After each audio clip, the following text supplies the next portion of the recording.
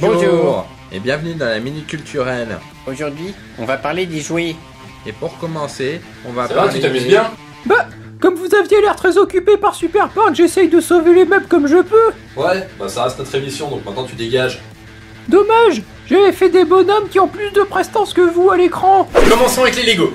Les Lego qui viennent du danois Leggot et qui signifie bien joué. Sinon, sachez que c'est le premier fabricant de pneus au monde puisqu'ils produisent plus de 306 millions de pneus par an. Et tous les personnages sont jaunes afin d'éviter toute connotation raciste. Et les Chinois? Ah ouais. Tout le monde connaît les fameux teddy bears des ours en peluche, mais connaissez-vous l'origine du nom? Il vient tout simplement d'une partie de chasse du président Theodore Roosevelt, alias Teddy, qui a refusé de tuer un ours. Mais tout le monde s'en fout des ours en peluche aujourd'hui. On est d'accord, tout le monde s'en fout.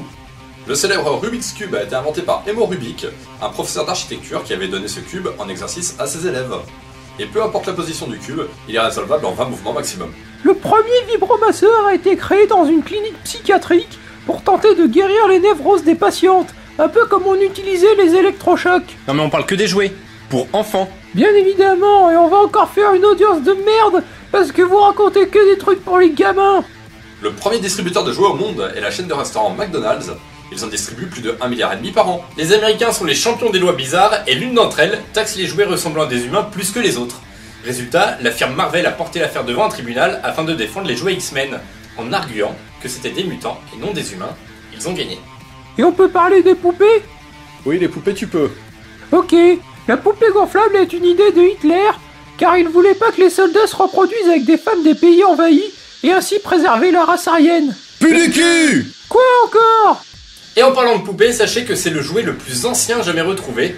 Et en deuxième position, le yo-yo, qui à la base était une arme aux Philippines. Les poupées Barbie s'appellent ainsi, car c'est un hommage à la fille du créateur qui se nommait Barbara. Et Mattel, la société qui la commercialise, est le premier distributeur de vêtements au monde.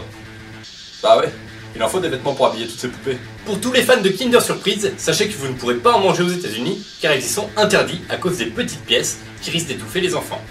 Et si vous vous amusez malgré tout à en importer, vous risquez une amende de 300 $. Et chez nos copains japonais, il y a une agence qui propose d'envoyer vos peluches pour une 50aine d'euros en vacances, et vous pouvez même suivre leur périple sur Facebook. C'est pas con ça. Oh putain du cul, viens! Fais ta valise! Et ta mère? C'est la fin de cet épisode sur les jouets. Et vous connaissez la chanson? Il faut le partager. Pas de chanson. Bon allez, n'oubliez pas, la culture c'est comme les jouets, sauf qu'il n'y a pas besoin de piles. Allez, rendez-vous dans 2 semaines.